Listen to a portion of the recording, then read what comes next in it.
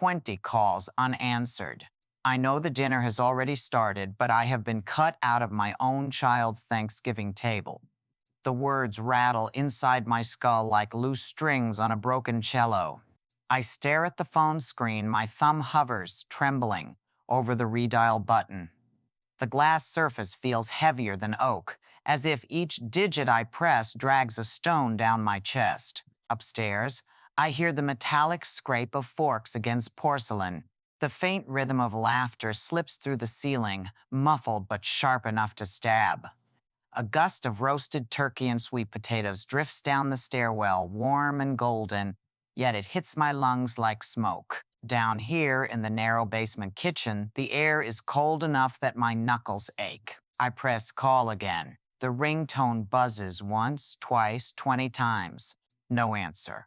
I imagine Daniel, my only son, glancing at the phone, the glow on his face, then turning it face down on the table. I imagine Marissa, my daughter-in-law, tilting her wine glass toward him, whispering something that makes him smile. They clink glasses. The sound I hear below is not celebration, it is exclusion, sharpened and deliberate. My body betrays me, shoulders hunched, pulse thudding in my throat, breath shallow. I press the phone to my ear until it burns, as if the plastic might suddenly spill mercy into me. Nothing, just silence. I glance at the wall clock. 6:15. The dinner must be in full swing. For years, I carved the turkey with these same hands, arranged candles, set out mismatched china because that's all we could afford. Tonight, those hands grip a phone that feels like a verdict. I rise. My chair scrapes against the linoleum floor, a sound too loud in the emptiness. The staircase looms, each step a question I don't want to answer. Still, I climb. Halfway up, the warmth thickens. Butter, sage, cinnamon, the sense of family. My stomach twists, not with hunger, but with humiliation. I press my palm against the railing. It's slick with polish, almost theatrical. My breath fogs the air as if I am an intruder entering a stranger's home. At the top, the door to the dining room stands ajar. Light spills through the crack, golden and cruel. I hear Daniel's voice, deeper now than the boy who once tugged at my sleeve, begging me to play lullabies on my cello. He is laughing. Marissa's laughter joins his, bright and high, like a champagne cork popping. I push the door. The room is a painting of abundance, a table heavy with turkey, cranberry sauce glistening like rubies, glasses raised in mid-toast. Every chair is taken except one, the place where I should be. My chair is gone. The space has been deliberately cleared, as if my presence would spoil the symmetry. My knees nearly buckle. My fingers clench the door frame until splinters bite my skin. I want to speak, to announce myself, but the words congeal in my throat. They do not see me standing there, or worse, they do, and they look away. The absence of my chair says more than any insult. It says, "You are not welcome here. You are no longer part of this family's feast." And in that moment, I realize Thanksgiving has ended for me before it even began. I still carry my old Nokia in the drawer by the bed. The screen is scratched, the keypad faded, but I can't throw it away. Once it was my lifeline, buzzing with messages from Daniel. "Thanks, Mom. Got the check. Love you." Or Marissa, "Could you watch Emma this weekend?" The phone felt warm in my palm, a bridge between me and the people I live for. Now, when I hold it, it feels like a brick, heavy, useless, proof that bridges can collapse. I remember the day I sold my cello. Not just any cello, the Italian one I had found in a dusty New York shop, my companion for 20 years. The varnish was cracked, but the sound, it breathed like a human chest. A man from Philadelphia came with cash, $18,000 stacked in envelopes. I held the neck of the cello one last time before handing it over. My fingerprints must still linger on the wood. That money disappeared into tuition checks. Columbia University, Daniel's dream. I told myself he deserves the world. If I strip the music from my hands, he can keep the music in his mind. Nights after that sale, my fingers twitched in my sleep, searching for strings that were no longer there. Later came the apartment. Marissa was pregnant then. They said they needed a stable place before the baby arrived. I was 53, working 3 shifts at the restoration shop, mornings sanding bridges, afternoons red-gluing seams, evenings polishing bows. My nails turned black with varnish, my lungs tasted of sawdust. I skipped meals, drank coffee thick as tar. Every month I put aside what I could. By the end of the year, I had saved $37,000, enough for a down payment on a small condo in Newark. I remember signing the check with hands trembling from exhaustion. Marissa kissed my cheek. Daniel hugged me. They promised. You'll always have a place here, Mom. I believed them. December was always hardest. The utility bills stacked like sheet music. 85 for electricity, 122 for gas, 3010 for health insurance. I kept each receipt in a plastic bag under my bed in case one day I needed to prove to myself where my life had gone. My fingertips burned when I touched the damp paper, as if the bills themselves accused me. Still, I sang on those mornings. I'd bundle Daniel, no more than 6 then, into his coat, and we'd take the number 7 train into the city. The car reeked of bleach and metal, the roar of construction drilling through the air. He'd cover his ears. I would hum lullabies into his hair, melodies swallowed by the screech of wheels. His head leaned against my chest, small and trusting. In those moments, I thought, it's worth it. Every sacrifice, every dollar, every broken callus on my hands. But sometimes the shadows flickered early. I recall one evening when I handed Daniel a check for his rent during grad school. He barely looked up from his laptop. Is this enough? The landlord raised it. His tone was clipped, impatient, as if my sacrifice was a given, like water from a tap. I laughed it off then, but the words lodged inside me. Another time, Marissa wrinkled her nose at my work clothes. The smell of wood glue and polish clung to my sweater. Oh, Helena, she said lightly, maybe just change before you hold the baby. Chemicals, you know? Her smile was polite, but her eyes were sharp. I felt my arms freeze around my granddaughter, as if love itself could be toxic. I told myself they didn't mean harm, that young people spoke without thinking, that one day, gratitude would bloom. Yet with every dollar I poured out, I felt myself shrinking. There were nights I lay awake whispering into the dark. Maybe if I give more, they will love me more. Maybe if I empty myself, they will see me. But silence always answered back. Now, holding that old Nokia, I can see the truth. I wasn't building bridges. I was laying down planks for them to walk farther away from me. I thought giving everything would preserve my family. But maybe the more I drained myself, the more invisible I became. The first time I ever performed in public, I was 19. My cello was secondhand, bought with tips from polishing floors in a diner. The varnish was chipped, one string frayed, but I clung to it like a lifeline. The recital hall was small, just a community center with folding chairs and yellow lights that hummed. My knees trembled as I walked on stage. The bow shook in my hand so badly I thought it might slip. But then I saw her. My mother sitting in the very first row. She had borrowed a dark wool coat from a neighbor, too big for her frame, but she wore it like armor. Her hands folded in her lap, her eyes locked on mine, steady, unwavering. I drew the first note. It quivered, thin, almost breaking. Then I saw her nod, just a small, certain dip of the chin, and somehow the music filled out. By the second page, my bow flew as if the strings belonged to my veins. I played not for the judges, not for the audience, but for that one figure in the front row.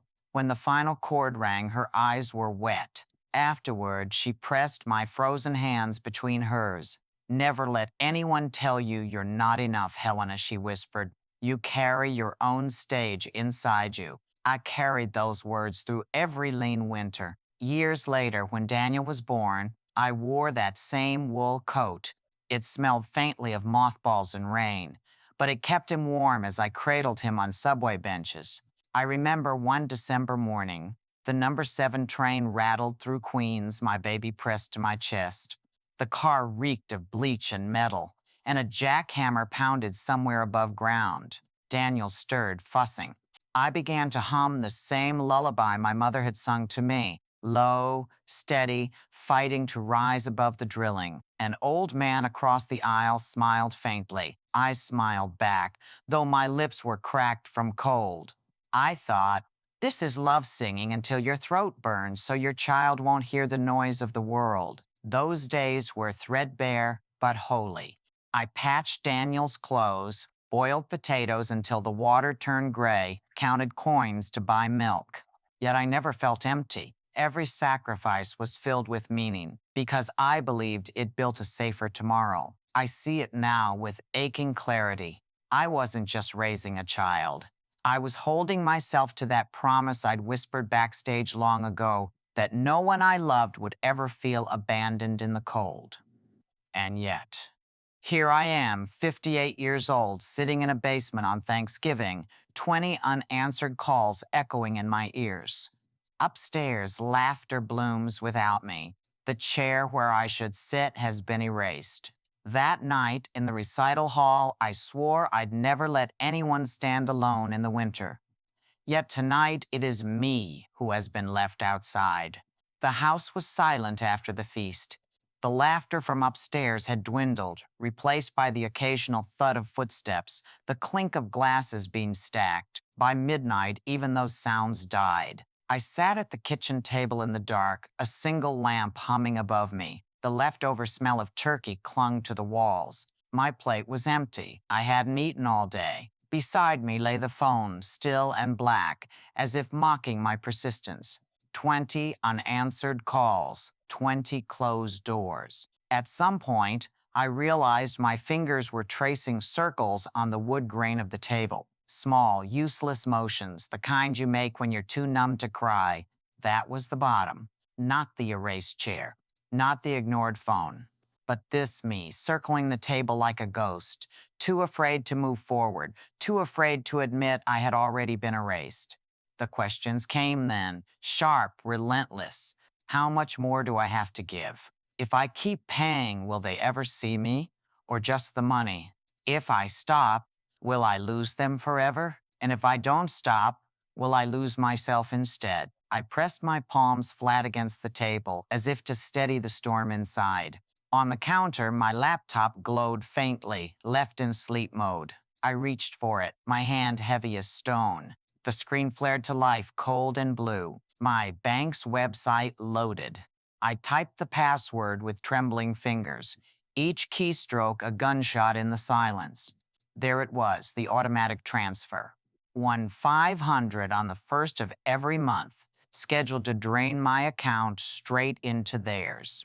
For years, I had let that number flow out like blood from a vein. I told myself it was love, responsibility, duty. But staring at the line of code on the screen, it looked more like a chain. I hovered over the cancel button. My throat constricted. My hand shook so violently I had to grip my wrist with the other. Images raced through me. Daniel in his cap and gown grinning. Marissa holding the baby. The apartment keys glinting in her palm.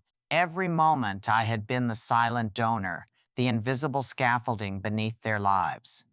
And then the present, the empty chair, the laughter that went on without me. I pressed the button, a tiny sound, a digital click. That was all. Yet it reverberated through me like the crack of a conductor's baton at the start of a symphony. I sat back. My lungs burned as if I had surfaced from underwater. If I continued, I would lose everything, my savings, my roof, the little dignity still intact. If I stopped, I might lose them. But for the first time in years, I saw the equation clearly. Losing them was survivable. Losing myself was not. I closed the laptop. The air around me shifted. The walls didn't lean so heavily. The table didn't feel like a tombstone. For a long time, I just breathed, each inhale steadying me, each exhale carving space where suffocation had lived. I whispered aloud just to hear my own voice. I am not an account balance. I am not a reservoir to drain. And then, with a steadiness I had thought lost forever, I choose to stand up instead of waiting for someone to pull out a chair for me. The days that followed were strangely quiet, too quiet. Daniel didn't call, not once. He used to send me little reminders. Rent's due, Mom. Baby formula is expensive this week, always coded as practical notes, but weighted with expectation. Now, silence. The absence pressed heavier than any demand. When he did reach out, it was by text. Short, blunt, saw the bank alert. What happened? You need to fix this. We can't function without you. No greetings, no mom. Just transactions typed into words. Marissa went further. An email landed in my inbox, the subject line, disappointed. Helena, I can't believe you do this to us now with Emma needing school fees and Daniel's work being unstable. You're jeopardizing everything we've built. We trusted you. I hope you reconsider before this family falls apart. No, dear, no warmth. Just blame, wrapped in politeness sharp enough to cut.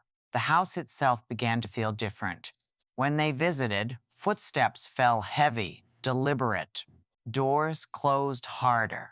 Conversations dropped to whispers when I entered the room. Even my granddaughter seemed to glance at me differently, as if coached by silence. I washed dishes one night, the clink of glass echoing too loudly, and thought, this is not peace. This is a pause before detonation. Then the phone rang. Daniel. I hesitated, breath shallow. My thumb hovered, then slid right. Hello? My voice cracked. His came through, clipped. Mom, what are you doing? This isn't funny. I gripped the counter. Daniel, no, listen. The house, this family relies on you. You can't just cut the cord. Something in me snapped. The words shot out before fear could catch them. No, Daniel. I cut across him, my voice trembling but firm. This house relies on itself, and it's time it learned how. Silence, heavy, dangerous. I heard him exhale, sharp, like a slammed door. Fine, he said at last.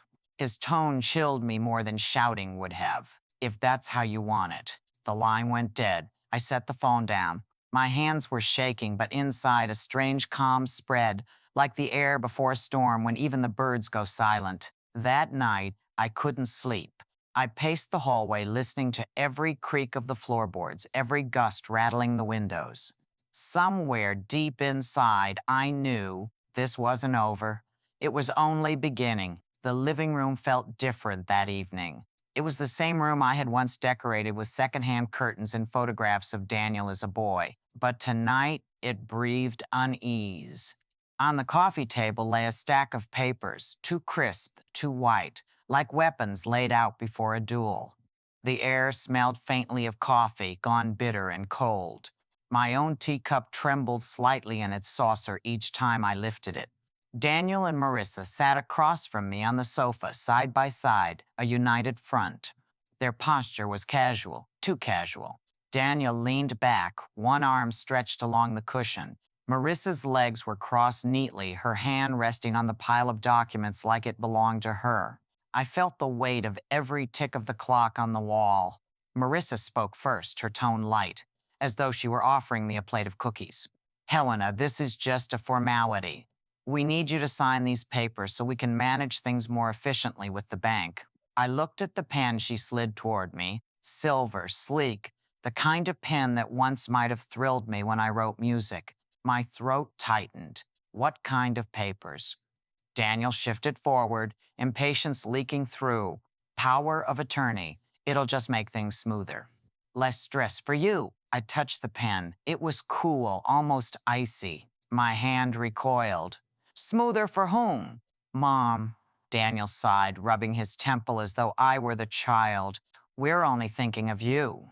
You've worked hard enough. Let us take the burden. I forced my gaze onto the papers. Rows of legal text blurred, but one phrase burned through. Complete financial authority. I set the pen down. This burden is mine, and I am not handing it over. Marissa's smile thinned. Why fight us? We're family. Families share. I steadied my voice. Families also respect boundaries. Daniel's jaw clenched. He tapped the paper with a finger, sharp, insistent. Do you want to make this difficult? You're risking everything. We could lose the house, the security. I cut him off. My hands were shaking, but my voice rang steady. No, Daniel. What you risk losing is access to my sacrifices. That's not the same as security. His eyes hardened. You're being dramatic. I leaned forward, meeting his stare. And you're being entitled. The room crackled. Even the clock seemed to pause. Marissa cleared her throat, breaking the silence. Helena, if you love us, you'll sign. Think of Emma. Think of Daniel's career. Why make us beg? Her words sliced through me. For a moment, guilt threatened to flood. Emma, my granddaughter, my soft spot. I gripped the pen again, felt its weight. Then I remembered. This same hand once wrote my first composition, notes that carried me through poverty. This pen would not write my surrender. I set it down with finality. This pen wrote the first music of my life. It will not sign away my life. Daniel's voice rose. You'd rather see us struggle. After all we've done together? I laughed bitterly. Together? No, Daniel. I paid. You spent. That is not together. His face reddened. Marissa touched his arm, whispering something sharp I couldn't catch. Then he said it, low and threatening. If you don't sign, Mom, we'll have no choice but to take this further. The words stung, but they also lit something inside me, a flame I thought had gone out. I rose from my chair. My legs trembled, but I stood tall. You can take it wherever you like. Court, lawyers, the street, but listen carefully. I pointed at the empty dining chair by the window, the one no one had touched since Thanksgiving. I am no longer the spare chair in this house. Silence. Heavy, suffocating. Daniel grabbed the papers, crumpled the top sheet in his fist. You'll regret this, he hissed. Marissa gathered her bag. We'll be in touch. They left, the door slamming so hard the frame rattled. I sank back into my chair, my hands still trembling. The papers remained on the table, half folded, abandoned. The room was empty, but something inside me wasn't empty anymore. A strange, burning strength spread through my chest. For the first time in years, the silence was mine. The letter arrived on a Tuesday, folded like a knife. It was wedged through the mail slot when I came back from buying milk. A heavy envelope, cream-colored, my name printed in stiff black type. Helena Keogh's love, as if a judge were already shouting. The seal from the county courthouse bled through the paper like a bruise. I stood in the hallway with my coat half off, keys biting my palm, and stared. The house felt smaller, the walls closer. Somewhere the fridge hummed, oblivious. I slid a finger under the flap. My hand shook so hard I tore the paper jagged. Inside, a petition. In re-guardianship of Helena Kozlov. The words didn't make sense at first, like a foreign language, until they snapped into place. My son and his wife seeking control of my life, my accounts, my choices. The stated reason: progressive cognitive decline, inability to manage finances or personal affairs. I laughed. A single sound, low and broken. The kind of laugh you hear in an empty church. The petition rustled in my hands. There were exhibits. Screenshots of confused texts I had sent, 3 messages, all sent late at night when I couldn't sleep. Notes from a family friend claiming I'd left the stove on a lie. A blurry photo of me outside the bank with my scarf crooked, proof, apparently, of unraveling. The filing date was Monday, 9:12 a.m. Efficient, ruthless. Daniel's signature looped across the page, confident as a brand. I put the envelope on the kitchen table and sat down, jacket still on, scarf still around my neck. The tulips on the windowsill stems bowed, petals paling, nodded like tired witnesses. I picked up my old Nokia from the drawer. It had a hairline crack across the corner. a tiny fracture you could miss if you didn't know where to look. I thumbed the worn keypad and opened the voice recorder. From now on, I would keep receipts, but for sound. At 11:46 a.m., my cell lit up with Daniel's name. I pressed record, then accept. Mom, he said, breathless, falsely urgent. We did this because we love you. You're not well. You're making reckless decisions. I stared at the petition, the phrase cognitive decline pulsing like a lighthouse. What part of canceling an automatic transfer is reckless? You don't understand the ramifications. We're trying to protect you by taking away my keys. A pause. Then, carefully, if you cooperate, this will be simple. I let the silence grow teeth. Daniel, I said at last, low and steady, I am recording this call. He exhaled. A short scoff. Typical. Paranoid. Careful, I said. Paranoia is an illness. You've just accused me of one. He hung up without goodbye. The recording saved with a soft click. The file name stamped itself on the screen. NOV2146. Sound captured. Memory nailed down. By afternoon, the news had wriggled into the neighborhood like a rumor with lipstick. Mrs. Green from 2 doors down watched me fumble the garbage lid and asked, too brightly, everything all right, dear? I heard you've been under a lot of stress. At the corner store, the cashier blinked at me with pity as he handed me change, $10.32, and said, sometimes family thinks they know best. I walked home past the row of maples with their leaves in final reds, feeling exposed, like my hair had been shaved off in my sleep. I called a lawyer. Her name was Priya Shah, recommended by the violin maker I'd known for years. She spoke in a voice that made you want to stand up straight. Tell me everything, she said, and for the first time since Thanksgiving, I laid it out without flinching. The empty chair, the canceled transfer, the petition calling me unfit. Priya listened without interrupting, the hum of her office air conditioning faint through the line. When I ran out of words, she said, we'll answer fast, and we'll answer hard. Start a folder. We need dates, amounts, proof. Her tone softened. Helena, this is not just a case. This is a story. The court will hear whichever version is clearest. Let's make sure it's yours. That night, I spread my life on the dining table like an instrument I was about to repair. Receipts in a plastic bag curled with age. Tuition checks carbon copied with Columbia University stamped on the memo line. A bill from December electricity, 85, still water stained from the day I ran through rain to pay it on time. A bank statement showing 12 consecutive months of 500 transfers labeled family support. I dated sticky notes. 2019-05, 2020-11, 2023-02. I opened the Nokia's recorder and scrolled. The screen offered up each file like a bead on a rosary. Nav TU 1146. Daniel, Nav TU 1528. Marissa, voicemail. Please reconsider. Emma shouldn't suffer because you're going through something. WED AM 09112. Daniel again, angrier. At 9:12 p.m., the symmetry didn't escape me. The doorbell rang. I peered through the peephole. Jacob, my neighbor across the street, a retired internist with soft hands and eyes that missed nothing. He cradled a paper bag and a bouquet of tulips, crisp and new, the red so saturated it hurt to look. I opened the door. Jacob? I heard, he said simply. May I come in?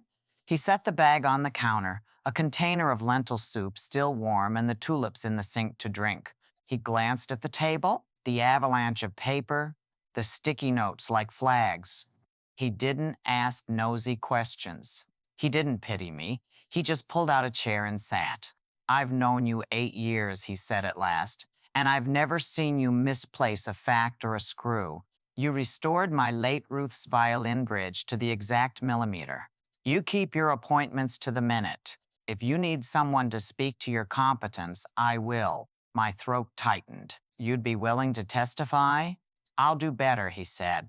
I'll write a letter tonight with dates, observations. I know the judge who sits Wednesdays. He respects specificity.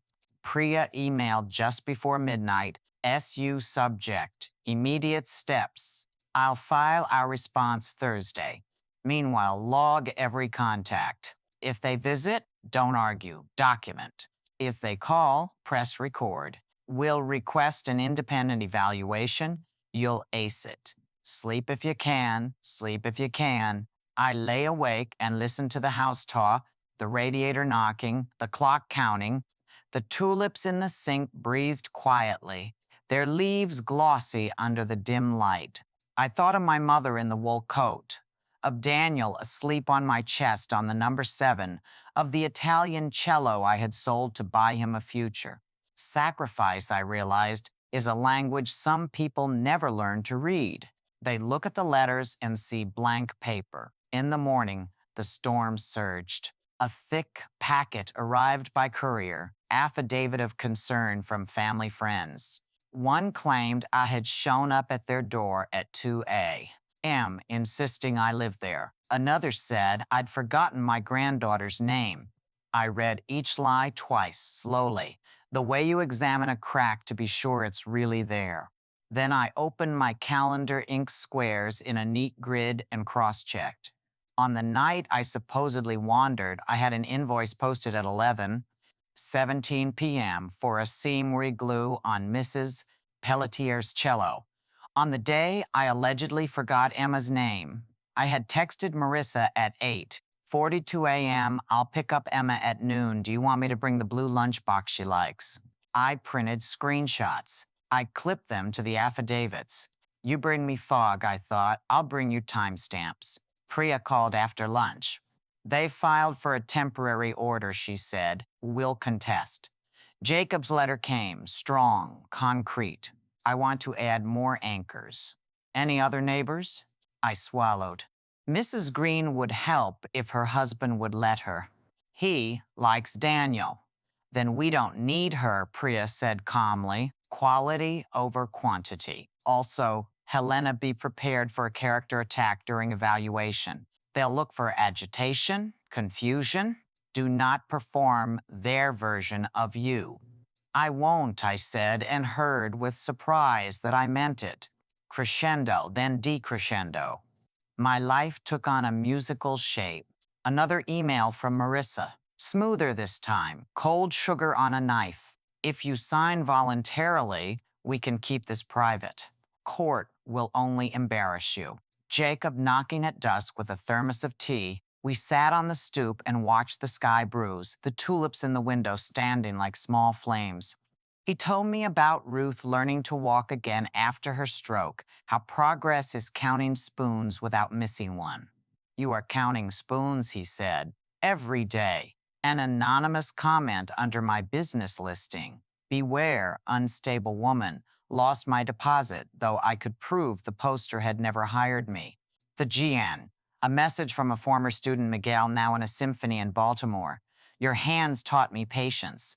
If you need a word for the court, I'll take the first train. I kept the recorder active. FRIPM 1734. Daniel again, voice low, trying reasonable. Let's not escalate, Mom. Sign the limited version. It's just for paying the big bills. And who decides what's big? I asked. Don't be difficult. Click. Saved. I met Priya in person on Saturday. Her office smelled faintly of paper and citrus. She was younger than I expected, with a streak of silver hair at her temple and shoes that looked fast. She slid a legal pad across the desk. Walk me through your finances, she said. Not just numbers decisions. Why this? Why then?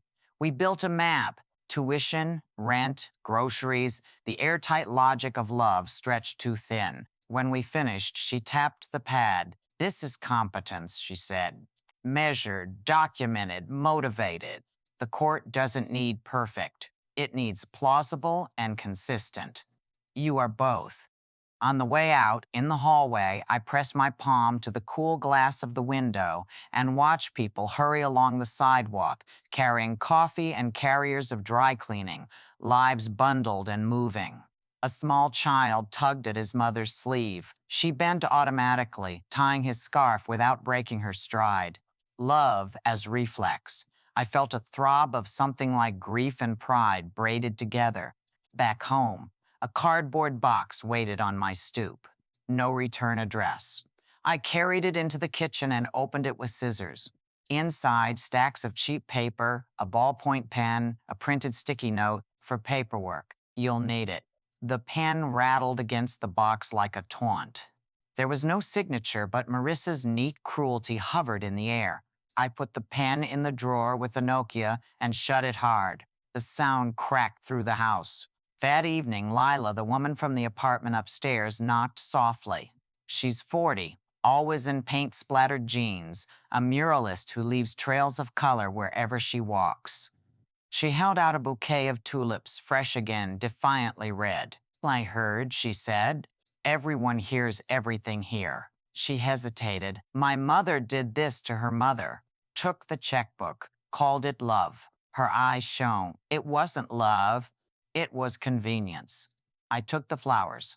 The stems were cool, slick, alive. Thank you, I said.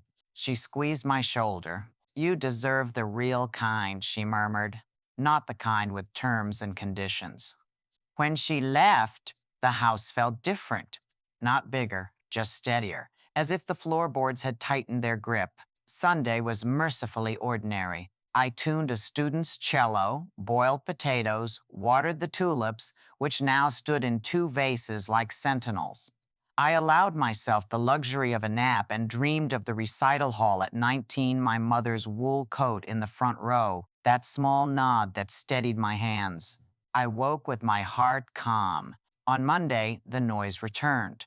Daniel's lawyer emailed Priya a new declaration, attaching a witness who swore I had tried to give strangers money on a bus. Priya called me. Do you ride the bus?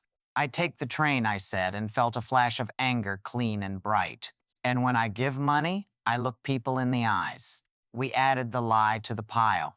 We added the proof that it was a lie. By evening, I had a neat stack. Letters from Jacob and Miguel, copies of invoices with timestamps, bank statements, 2 printed emails from Marissa that managed to weaponize etiquette, and 6 audio files labeled by day and minute.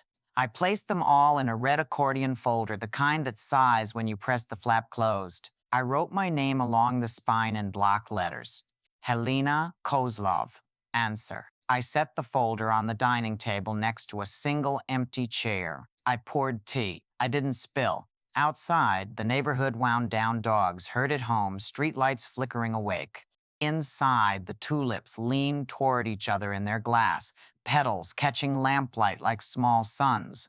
I thought of courtrooms and fluorescent bulbs, of questions meant to tangle, of faces turned away at family tables. I thought of how sound can prove memory, how a timestamp can pin a lie to the wall like a moth. And yet beneath the readiness, a deeper fear stirred, the kind that doesn't respond to evidence or law or neat folders. The fear that truth, clean as it is, might not be enough against a chorus that has already rehearsed its lines. I carried the red folder to the shelf and slid it between 2 music scores, a spine among spines. My old Nokia sleeping in the drawer felt less like a relic now, more like a small machine of faith. I turned off the lamp and stood in the doorway of the living room, listening to the quiet. The silence was not friendly, but it was honest. What happens when a courtroom must choose between a practice story and a quiet truth? It happened on an ordinary Thursday, the kind of day you expect nothing from. I had gone to check the mailbox, thinking only of bills and flyers. Among the envelopes was one slipped in without a stamp, a corner folded, my name scribbled in a hurried hand. I opened it at the kitchen counter, the paper crackling beneath my fingers. Inside was a photocopy. At first glance, it looked official. Power of attorney stamped across the top in block letters. My eyes slid down, line by line, until they caught on the bottom my name, my signature, except it wasn't mine. The H looped the wrong way. The K leaned awkwardly as if drunk. My stomach dropped. A ringing filled my ears. For a moment, I forgot to breathe. I pressed the paper flat against the counter. The sheet was cold, slick from the winter air, the ink slightly smudged where the pen had hesitated. I touched the forged line with my fingertip, as though the fraud might rub off on me. My pulse hammered. They did it. They signed me away. For a split second, I felt dizzy, like the floor was tilting, the walls closing in. But then something shifted. My vision sharpened. Every detail came into focus. The uneven ink, the heavy pressure marks around the Z, the faint indentation of a hand not trained to control. A bitter laugh escaped me. If they think I wouldn't notice, my fingers clenched. They've forgotten who I am. I have spent my life repairing cracks invisible to the careless eye. Hairline fractures in spruce wood, micro splits along ebony fingerboards seem so fine they disappear. The house became a workshop, not of wood and varnish, but of evidence. My dining table, once the place of Sunday dinners, turned into a battlefield map. Folders lay open like shields, receipts stacked like ammunition, sticky notes like flags on conquered ground. Priya came twice a week, her laptop glowing cold blue across from me. She tapped steadily at the keys while I sorted papers by month, by year, by sacrifice. 2018, tuition. 2019, mortgage support. 2020, medical bills. Each piece of paper was more than ink. It was a memory, a vein pulled from my body to feed theirs. Neighbors stopped by with reinforcements. Jacob arrived one morning with a notarized statement and a thermos of black coffee. Dates, observations. Every clinic visit, every time you reminded me of medication schedules, he said, handing over the letter. If they claim you're forgetful, they'll have to argue with me. Later, Miguel sent an email from Baltimore. You tuned my bow until I cried from pride, not from shame. I'll swear to any court that you never forget a detail. Even the bank cooperated. A clerk named Ellen printed my transaction history and highlighted each automatic transfer. She tapped the line with her pen, month after month of withdrawals. Every one of these is deliberate, she said. There's no confusion here. I walked out clutching the papers as if they were medals pinned to my chest. But the hardest preparation wasn't on paper. It was in the mirror. I stood in front of the bathroom glass at midnight, the tulips on the counter wilted but still red. I looked at my reflection, tired eyes, a face lined from years of bending over workbenches. I whispered the words I might have to say under oath. At first, my voice snagged on every syllable. My name is Helena Kozlov. I am 58 years old. I restore cellos. My throat tightened. I have managed my finances alone for 30 years. I sold an Italian cello for $18,000 to fund my son's education. I have the receipt. The mirror stared back, unmoved. My hands shook. I pressed them flat against the sink. Again, louder. I have lived by numbers and dates, by careful detail. That is competence. That is who I am. I recorded myself on the old Nokia, then played it back. The first time, my voice wavered like a broken string. The second time, it steadied. By the fifth, it carried weight. By the 10th, I heard conviction instead of fear. I remembered all the times I had swallowed silence, when Daniel dismissed my checks as if they were owed, when Marissa wrinkled her nose at my work clothes, when I sat through Thanksgiving downstairs calling 20 times. I had been background music in my own home, a quiet accompaniment to their melody. Not this time. I set the papers in the red accordion folder, sliding the flap shut with a snap. It felt like sheathing a sword. Each document was honed, polished, sharpened. My testimony was no longer a whisper in the bathroom. It was a weapon ready for daylight. I caught my reflection once more. The woman in the glass was no longer slouched, no longer trembling. Her back was straight, her chin lifted, her eyes clear, and I told her with a voice steady as any bowstroke I'd ever drawn, I am not playing background music for anyone anymore. It is time to write my own melody. The courtroom was colder than I expected, the kind of cold that made the fluorescent lights feel bluer, harsher. Everything was squared and polished. Wood benches, straight back chairs, a flag that didn't move. The judge's bench rose like a cliff. I sat at counsel table beside Priya, my red accordion folder resting between us like a small, obedient animal. Above the steady murmur of strangers, a bailiff's voice cut clean. All rise. We rose. The judge entered robe black, expression unreadable. His gavel struck once. The sound didn't echo. It lodged in the ribs. Be seated. I sat. My hands wanted to shake, but I pressed my fingertips to the table and counted the grain lines like strings I could tune. On the other side, Daniel and Marissa settled in with their lawyer, a man with glossy hair and a tie the color of wet brick. Daniel didn't look at me. Marissa did, briefly, with a smile that folded like paper. The clerk read the caption, "In re-guardianship of Helena Kozlov." My name, detached from me, trussed into italics. The judge's voice was level. "Petitioner, call your first witness." Their lawyer rose, smooth as a bow drawn by habit. "Your Honor, the petition is grounded in concern and supported by evidence of progressive cognitive decline. We'll begin with the family witness." He turned. "Mr. Kozlov." Daniel walked to the stand, placed his hand on the Bible, swore. He sat, posture perfect, tie just so. He glanced past me as if I were a window. "Mr. Kozlov," the lawyer began, "why are you seeking guardianship?" "Because my mother is not well." Daniel's voice blended contrition and confidence. He'd always been good at that. "She's confused. She forgets dates. She makes impulsive, damaging decisions. Recently, she canceled critical support that keeps our household stable, and she's been erratic." Examples? He exhaled softly, a man burdened by duty. "She calls repeatedly at odd hours. 20 times in one night. She left the stove on. She's mixed up medications." Priya leaned toward me. "Breathe," she whispered. "We'll peel this." "And her finances?" the lawyer asked. "She's vulnerable," Daniel said. "Predatory vendors, online scams. We only want to protect her." I watched his mouth shape concern like a clever craftsman shaping veneer over cheaper wood. Priya stood for cross.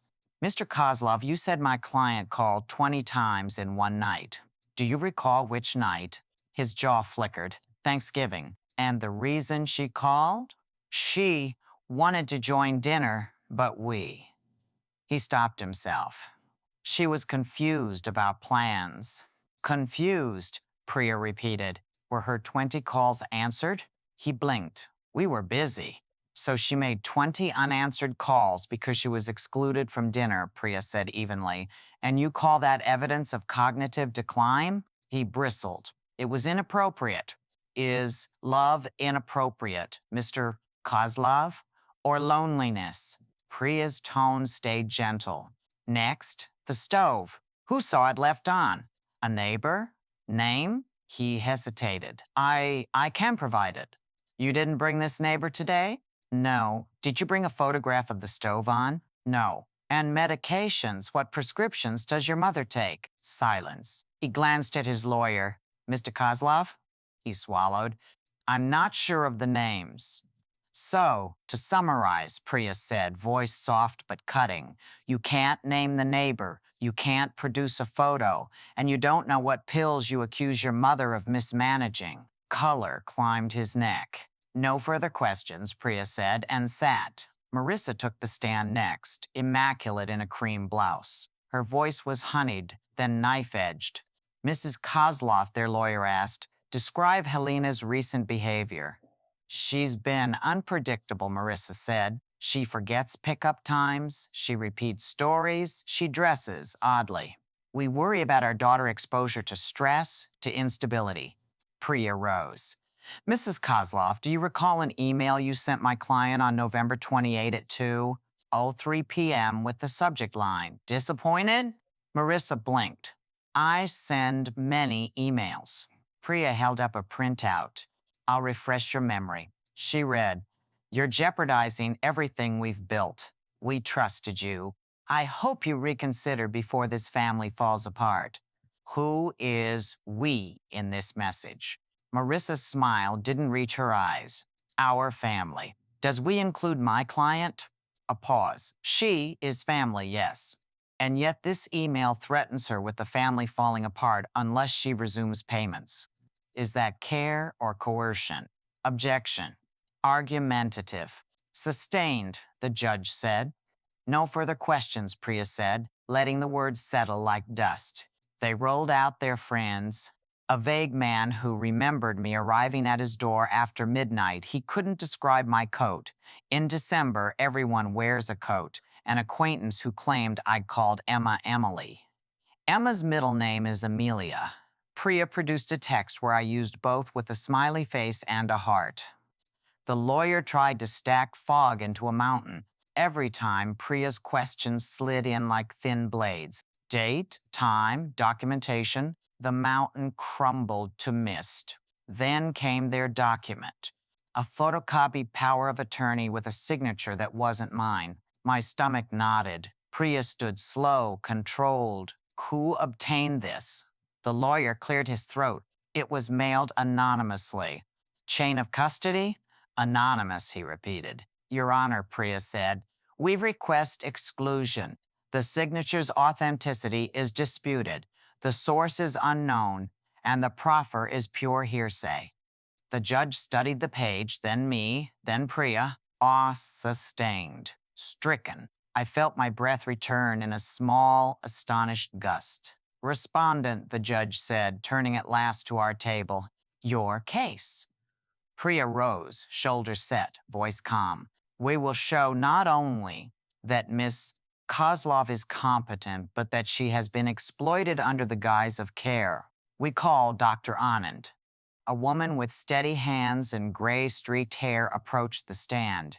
She took the oath, then folded those hands neatly. Dr. Anand, Priya said, your specialty? Geriatric psychiatry. You evaluated my client? I did.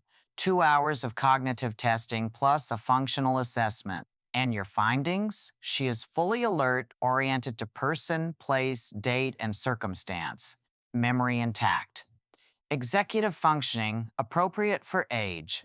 No evidence of dementia or mild cognitive impairment. And her finances? Dr. Finances. Anand glanced at her notes. She maintains a detailed budget, balances accounts, pays bills on time. She identified fraudulent charges in a hypothetical scenario faster than average. Diagnosis? No psychiatric disorder. Normal sadness in response to familial conflict. No more. Thank you. Priya turned. Mr. Jacob Weiss. Jacob took the stand with a slight limp, a tie he rarely wore. His eyes were kind but hard as polished walnut. Mr. Weiss, your background? Internist, retired. You know Ms. Kozlov how long? 8 years. She restored my late wife's violin. She schedules, she remembers, she corrects my dates when I slip. A flicker of a smile. I rely on her memory. An example. Last spring, my pharmacy mislabeled a refill. She saw the milligrams didn't match. She called, got it corrected. She saved me from a double dose. Priya nodded. Thank you, Ms. Ellen Park. The bank clerk, hair neatly pinned, spine straight, took the oath. Ms. Park, your role? Senior Associate, Customer Accounts. Please describe Ms. Kozlov's transfers. Ms. Park lifted a document. For 48 consecutive months, 500 left her account on the first of each month. She set the rule herself, monitored it, and canceled it recently using secure credentials. There is no indication of confusion. It was deliberate. Any overdrafts? None in 5 years. Thank you. Priya's voice warmed. We call Miguel Santos. Miguel strode up, suit slightly rumpled, eyes bright. He raised his right hand, swore, sat. Mr. Santos, your occupation? Cellist, Baltimore Symphony. You studied with Mrs. Kozlov? I did. She taught me patience. She hears a seam lift before it lifts. She reads wood like a score. Any sign she's slipping? He shook his head. No, she's sharper than I am on my best day. Priya's case wasn't a floodlight. It was a series of pinholes that, together, drew the outline of me. But the hardest witness for me was Daniel again. This time for Cross on our side. Priya's voice turned gentle, almost tender. Mr. Kozlov, did your mother sell a valuable instrument to fund your education? He stiffened. She chose to. I didn't ask. Did you accept the funds? He swallowed. Yes? Has she paid your rent? Silence. Then, sometimes.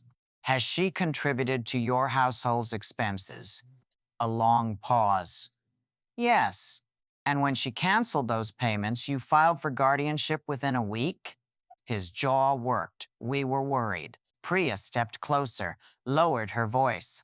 About her or about the money? He didn't answer. He didn't have to. Your Honor, Priya said quietly, the respondent will testify.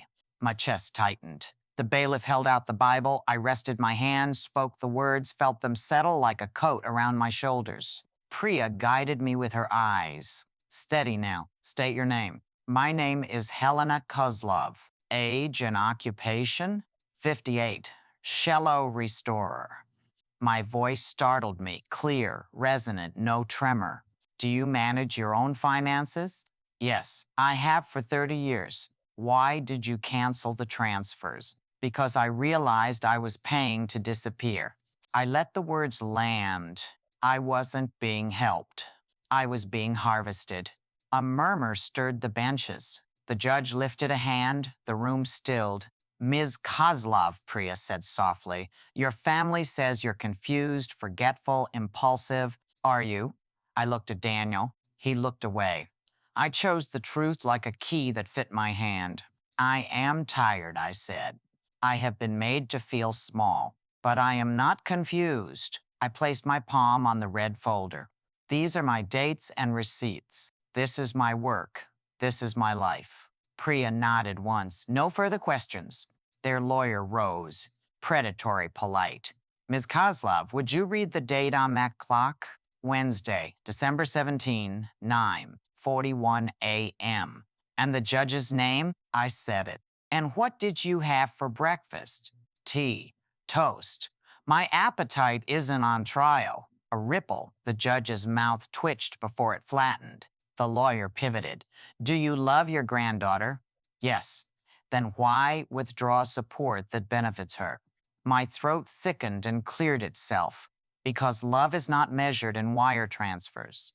He pressed, voice silken.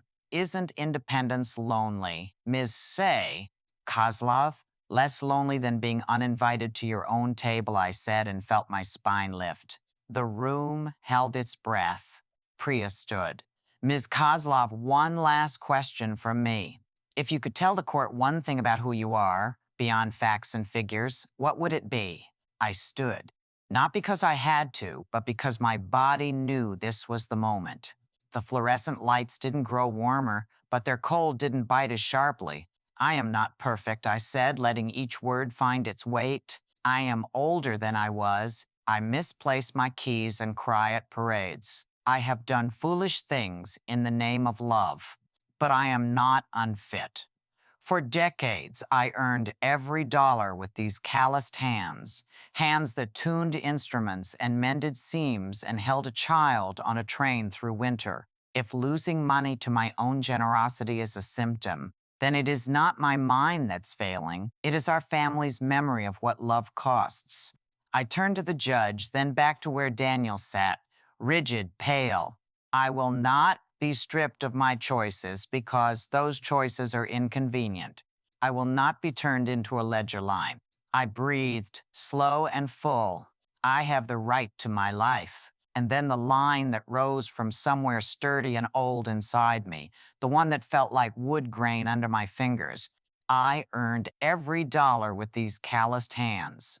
If you call that madness, then it's the family's memory, not mine, that has gone missing. For a second, even the lights seemed to hum more quietly. The judge leaned forward, elbows on the bench, fingers steepled. He spoke with care, like a man setting down a fragile instrument. I've heard enough. We stood. The benches rustled. This court finds that Ms. Kozlov is competent to manage her personal and financial affairs. The petition for guardianship is denied. Any fraudulent documents are stricken and will be referred to the appropriate authorities if necessary. He lifted the gavel. So ordered. The wood struck once, twice. The sound cracked and healed the room in the same breath. I did not cry, not immediately. The first sensation was weight leaving. A coat slipped from my shoulders, invisible but heavy. The second was air arriving deep in the lungs, clean. Around me, chairs scraped. People stood. Voices resumed. Priya squeezed my elbow. Jacob's eyes shone. Miguel exhaled, a laugh that was mostly relief. Daniel rose slowly, a man misreading a map. Marissa gathered her bag, face burned smooth of expression. For a flicker, a small, honest ache, my gaze followed my son's hands. Hands I had held on the number 7, small and sticky, trusting. He didn't look back. The bailiff called the next case. Life, impatient, moved on. Outside the courthouse, the December sun startled me, bright, brittle, bouncing off windshields. Priya stood on the steps with me while traffic hissed and a man sold pretzels from a cart that smelled of char and salt. You did it, she said simply. We did, I answered. Jacob pressed a tulip into my hand. He had fished it from his coat pocket like a magic trick, a single stem wrapped in paper. Red, insistent. For your vase, he said. For your victory. I laughed then freely, not the church echo laugh from the day of the petition, but something warmer. The stem felt cool, alive, between my fingers. Across the street, a child tugged at his mother's sleeve. She bent and tied his scarf without thinking. Love, practiced, not performed. We walked toward the subway. Passers-by folded around us, heads down, coats flapping. I tucked the tulip's paper into my pocket and held the flower upright, as if it were a small flag. When I reached home, I unlocked my door with a deliberate twist and set the red folder on the table. The empty chair by the window was still there, but it didn't accuse me anymore. It waited. I filled a glass with water, trimmed the tulip stem, and let it drink. Then I took the old Nokia from the drawer and scrolled through the recordings. No VTU 146, FRIPM, 7th Ether proof of fog I had walked through. I didn't need to play them. I set the phone down gently, the way you set down a tool you've used well and can finally rest. My hands ached, the good way they ache after a day's honest work. I stood in the rectangle of light on the kitchen floor and breathed. It wasn't joy yet. Joy would come later, I hoped, in the quiet ordinary. Potatoes boiling, a bow across a string, a student's first tuning that didn't squeal. This was something else. A rinsed feeling, a space cleared, a room in me aired out after years with the windows painted shut. The judge's words still rang in my chest like the last resonance of a low C. I sat, lifted my pen, the same one that had refused to betray me, and wrote a single line across a fresh page. Not a ledger this time, not an invoice. I wrote my name, then I wrote the date. And I thought, the worst is over. Not the sorrow, not the loss of what I once believed, but the worst mistake, letting someone else conduct my life, was over. The house was still, not empty, just honest. And in that stillness, I heard it. The faintest beginning of a melody that was mine. That night, the house was too quiet. The courtroom's clamor still clung to my ears. The scrape of benches, the crack of the gavel, the whispered rustle of strangers leaning close. But here, at home, there was nothing. No footsteps upstairs, no voices rising from the kitchen, no clatter of dishes. Only the hum of the refrigerator, steady as a heart that refused to quicken. I lay on my back, staring at the ceiling. Shadows from the street lamp carved the plaster into a shifting pattern like water rippling on stone. My body felt heavy, as if the day had poured lead into my bones. I won, I whispered to the dark, but victory has no fireworks. Only silence, only truth. The words settled like dust, uncelebrated. I thought of the judge's voice, measured and final. Competent. Petition denied. The syllables had cut my chains. And yet they did not summon joy. They summoned emptiness. The hollow echo after a drum beat when you expect another strike and it never comes. Relief and grief braided inside me. Relief that my life remained mine. Grief that I had needed to prove it, to fight my own blood for the right to breathe freely. I rolled to my side. The old Nokia on the nightstand glowed faintly. I lifted it, thumb hovering over the recordings. I didn't play them. I didn't need to hear Daniel's clipped anger, Marissa's sugared threats. I set it down again. For once, I wanted no voices in my ear. My eyes drifted to the tulips Jacob had given me. Their stems leaned toward the lamplight, petals loosening, surrendering to night. Even flowers knew when to let go. I rose. The floorboards sighed beneath my feet. In the kitchen, I filled the kettle and waited. The hiss of water rising to boil filled the silence with something soft. I dropped a bag of chamomile into my cup and watched the steam curl upward, faint and ghostly. I carried the tea to the back door and stepped outside. The air was cold enough to sting my lungs, but it smelled clean earth and frost, not paper and lies. Above, the sky stretched black, pierced with winter stars. For the first time in weeks, I tilted my head back and let myself look. The garden was bare, just skeletal branches and patches of dead grass. But beneath the soil, I knew bulbs slept, waiting. I sipped. The tea was bitter but warm. My mind wandered back, Daniel as a child, his small hand gripping mine on the number 7 train. Marissa's first smile, nervous but genuine, when she joined the family. Emma's laugh, bright as bells, the day I taught her to pluck a single string on the cello. Were those memories false now? No, they were real. They were mine. On no court could take them. I closed my eyes and whispered, "Love doesn't vanish. It just changes shape." The wind answered by brushing my hair back, cool fingers through strands of gray. Inside, the house waited. My dining table no longer held evidence but space. My chair by the window sat empty, not erased this time, but available, an invitation to myself. I walked back in, set the empty cup on the counter, and switched off the kitchen light. Darkness wrapped the room, but it no longer frightened me. It felt honest, uncluttered. Upstairs, I slipped beneath the blankets. The ceiling shadows no longer pressed down. They drifted like faint music. I had won, yes, but the real work would be quieter. The rebuilding, the remembering, the forgiving of myself for staying silent too long. That was tomorrow's task. Tonight, I let silence hold me. And as my breath slowed, I thought, perhaps silence itself is the first note of a new song. The cafe in Vienna smelled of roasted beans and rain-soaked cobblestones. I sat by the window, a small round table between me and the world, a porcelain cup warming my palms.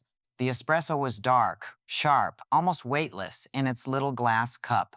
When I lifted it, my hand didn't tremble. Outside, the street bustled, bicycles rattling past. A violinist playing something tender by the fountain, tourists tilting umbrellas against a stubborn drizzle. The city moved around me, but for once I wasn't being moved by anyone else. I was still, centered, present. I thought of Thanksgiving, the phone heavy in my hand, 20 unanswered calls dragging me under. That weight had nearly drowned me. Now, the phone rested silent in my bag, switched off. It no longer dictated my pulse. Its silence no longer accused. It was simply a tool, and I was free to decide when to use it. The symmetry wasn't lost on me. Once, I had stared at a screen begging for connection. Today, I turned my gaze outward, to strangers laughing in a language not my own, to the sky breaking open in a shy patch of blue. The cup in my hand was lighter than any phone I'd ever held. I sold the house before leaving New Jersey. I didn't look back. The walls had absorbed too many arguments, the dining table too many lies. Someone else would repaint it, fill it with their noise. My memories no longer needed those rooms. Here, I rented a modest flat near the Danube. The floors creaked with a different music. Mornings, I opened wide windows and let the air flood in, cool and sharp, carrying church bells and bread from the bakery downstairs. Afternoons, I taught small classes in a studio tucked behind a luthier's shop. Students leaned in, breath held, as I showed them how to coax life back into cracked maple, how to align seams until the joints sang. My hands, once dismissed as old, became instruments again, passing on what they knew. Sometimes I caught my reflection in the studio glass. A woman with streaks of gray, yes, a woman who had wept in courtrooms, who had been erased from her own table, but also a woman standing tall, shoulders back, voice steady, a woman not broken, but rebuilt. The tulips followed me here. Jacob had sent bulbs wrapped in paper, a farewell gift pressed into my palm at the airport. Now, in a pot on my balcony, their green shoots reached toward the Austrian sun. Each morning I watered them, remembering his words, "You deserve the kind without conditions." I kept the old Nokia too. It lay in a drawer by my bed, no longer a stone dragging me down, but an artifact, a relic of a battle survived. Sometimes I picked it up, ran my thumb over the faded keypad, not to replay the recordings, I didn't need to, just to remember that even the heaviest Brit can one day be set down. Life is not tidy. Daniel has not called. Marissa sends no emails. Emma's laughter does not echo through these rooms. Some days the absence aches like a pulled tooth, but absence is honest. It doesn't pretend. And I would rather sit with honesty than choke on false love. I keep a notebook now. Each night I write one line before bed. Not lessons, not warnings, just fragments that feel true. Last night, freedom is not loud. It is steady. The night before, kindness without debt tastes different on the tongue.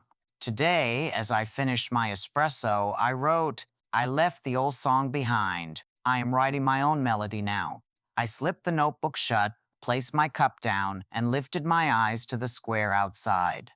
The violinist's bow arced bright against the gray air, and the music rose. Not background, not accompaniment, but a solo filling everything.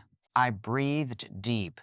The air didn't weigh a thing, and in that moment, I knew I have left the old score behind, and I am writing the free melody of my own life. Thank you. If you've stayed with me this far, you've heard every note. The cracked ones, the heavy ones, the ones that trembled but did not break.